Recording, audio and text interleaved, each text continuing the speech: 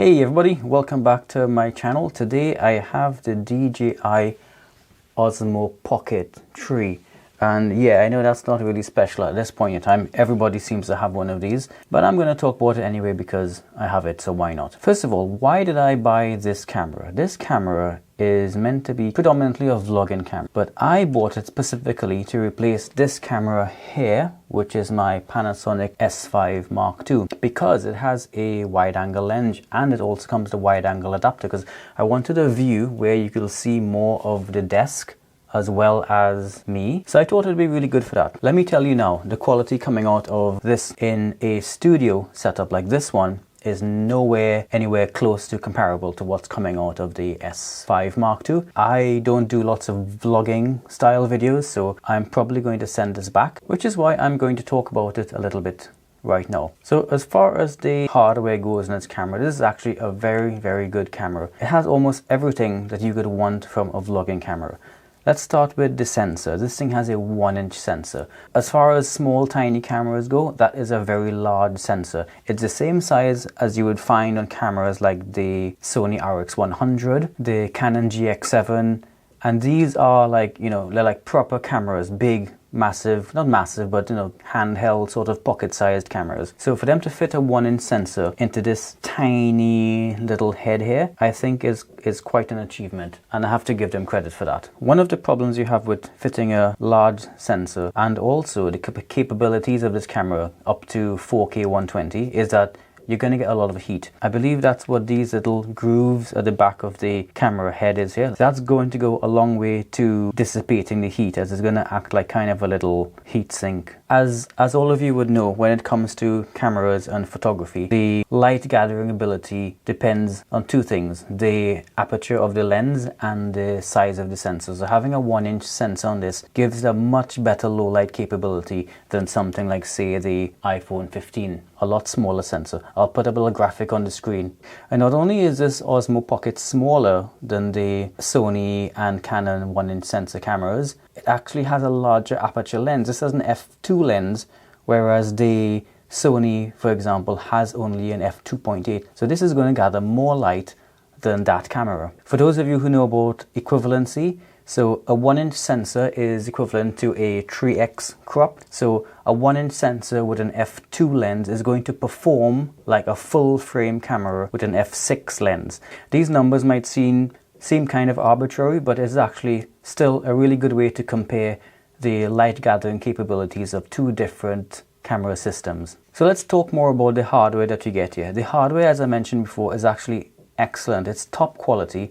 I don't see anywhere they have skimped to save costs on this camera. I think they just wanted to come all out with the best vlogging camera possible. So the screen, for example, not only is it rotating, but it's 2 inches diagonal, and it's also an OLED. You don't get many cameras with OLED screens. Most phones have OLED screens because they're so much better than LCD screens. All of my cameras have LCD screens except for this one. This has an OLED, and the image quality on this screen is phenomenal, and it's much better than any other camera that I've had before in the past. It also gets extremely bright, so when you're outside and you're filming, you're not going to have any problem seeing yourself or whatever you're filming on this screen. I already mentioned the excellent sensor and the excellent design of the body of the sensor for heat dissipation. It's very quiet, doesn't make any sounds, and it also feels kind of sturdy. Like if I turn it off again by closing the screen, the gimbal will go to its locked position. Now I'm not going to apply a lot of force or anything. I don't want to break it, but it's quite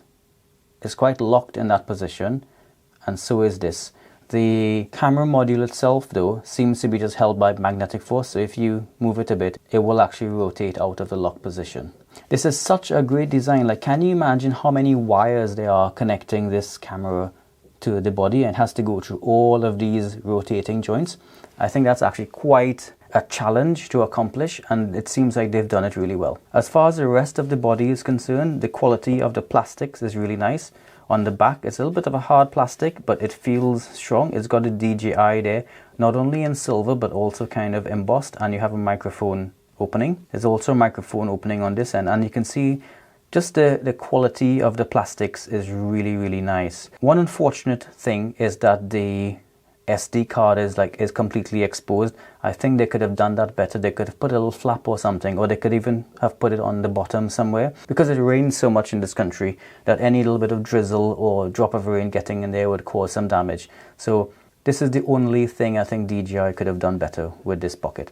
On the bottom, we have the USB. There have been a lot of complaints about the location of this USB port at the bottom, but actually, I think if you wanted to mount this somewhere on your body, like I know DJI sells this special clip for it, which attaches the Pocket 3 to a GoPro. But actually, what I would do is just put a little phone pocket on my backpack strap and just slide this in so that it's held there firmly, and then it's right up against your body. It's not like sticking out like it would be if it was on a GoPro mount. And then you can have a cable running straight down from that. If you do want the cable coming out to the back, then one of the accessories they give you is this little adapter here. It has a little release button and 2 clips here, but it is extremely light. I don't think there's much in here except some wiring from this USB port to that USB port, but it gives you a tripod hole. Could they have put the tripod hole at the bottom here? Probably, but you have to keep in mind that this is actually quite compact already, okay? It's bigger than the Pocket 2, but for what it is, this is still very compact. You know, it fits in the hand really well, and you know, you can hold it like so with a finger at the bottom like you would a phone, and that feels very natural and comfortable. And without moving your grip, you can just start it. You can even adjust menu items really easily just with your, yes, I know there's no SD card. No, go away. Yeah, no, go away. Are we done? Right.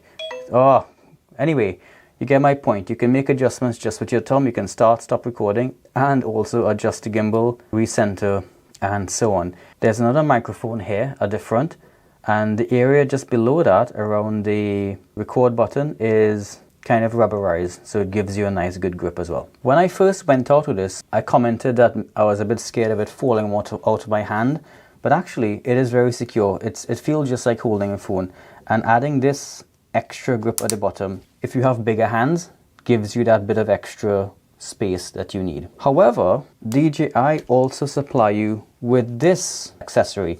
Now, if you compare it to the one that I just had, it's maybe twice as long. It has the same functionality of giving you a USB port at the back and a tripod mount at the bottom, but also has an extended battery in there. Plugging this one in, like so, gives you a much bigger handle, but it also starts charging the internal battery instead. This I'm not too much of a fan of, because this to me is now a bit too long to really handle discreetly. It kind of feels like a weapon at this point. So I feel that's why they give you 2 of these, so that you can choose whether you want a long extended battery or just a short little extender for people with big hands. Now, the other thing they give you is this neat little tripod.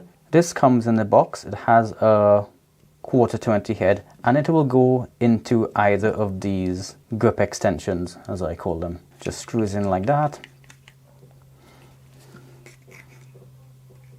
That goes into the camera, and now you have something that you can just stand up like so. As with all the other parts, the build quality of a little mini tripod is again excellent. It folds out very securely and is a little bit stiff, and there's some reinforcement at the bottom. This feels very sturdy. I feel this will last a long time. I like when companies put their little initials on their stuff like that. As long as it's not an awful looking logo, it kind of makes me feel that they have a bit of pride in what they have made. Lastly, and probably most importantly, this little wireless mic that comes with the creator kit. Now, I've never used the DJI mic before, but apparently this is really special. It has all kinds of features that I never even knew about. The feature that is important is that it pairs wirelessly with this camera without having to have any external accessory. And that is really, really important. If you're a vlogging person and you're going out and about, you're really buying this for convenience, right? An all-in-one solution. The last thing you want is a bunch of wires hanging out to some kind of external receiver, like my Rode wireless mic that I'm filming on right now. The fact that it's all built in is amazing, and I know DJI doesn't make any mirrorless cameras, but perhaps if mirrorless cameras had some kind of option like this, that would also be really helpful. So right now I have my Panasonic S5 Mark II there with the Rode wireless receiver just hanging out to the side of it, and it looks terrible. If I am in a studio, it's fine, but I wouldn't like to walk around with that. So this solution is actually a brilliant move by DJI. It also comes with this muff, which is again another stroke of brilliance from DJI in the way it attaches. Now, the one that attaches to my Rode mic is never on the Rode mic because it takes just like a whiff of air to make it fall off. It is really, really poorly attached. This one has a great big 3.5mm jack, like a fake 3.5mm jack at the bottom there. And that goes into the 3.5mm jack on the DJI mic, and that is super secure. That is going nowhere. The clip is solid metal so that you can use this with the magnet that they provide in the box. Where's the magnet? Look, I've never even taken the magnet out because, as I said, I'm not a vlogger, so I'm not going to be carrying this. So I'll put that back in the case, which brings me to this case. This case has good and bad points. So it's got like some room back there. It has a big space here for the camera and then some pockets in the middle. And you know, even the case is actually quite nicely designed. So as I put stuff away, I'll just show you. So the magnet goes in there. Mic can go into here. I don't think you even need to take the muff off, but that can stay there. You have a space for the tripod. You have a space for the battery, which goes just above the tripod. You have another space here for the extra handle. Lastly, a space for the camera, which just goes in there, and all of that zips up nicely. A very, very compact package that you can move around with. Now, it also comes with another case, this one. And initially, I was really confused about this. I'll show you why. Because you can't use these things together. So you have your stuff in the case, like in the soft case like that. And then you have the wide angle lens there. So you think you can put this in here, nice and safe. But the problem is, when you do that, this no longer fits inside the soft case. So you can squeeze it in and it will fit lengthways. But then when you try to zip the bag up, it's a real struggle. Right? It's not, I mean, it fits, but it's not ideal. It's a very snug fit in there. Okay, so you can get it to fit, but it wasn't easy. You don't have to be doing that every single time that you use the camera. So ideally, you'd want to keep this .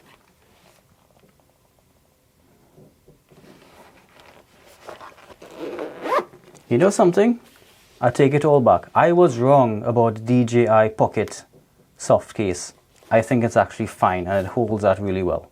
It's quick enough to put in and take out. So I thought I was a negative, but actually that's great. So good. That was a look at the hardware and what you get in the box. The next thing I'm going to do is I'm going to take this out vlogging. Not really my thing, but that's how this camera is meant to be used. So I guess we have to do that. See you in a bit.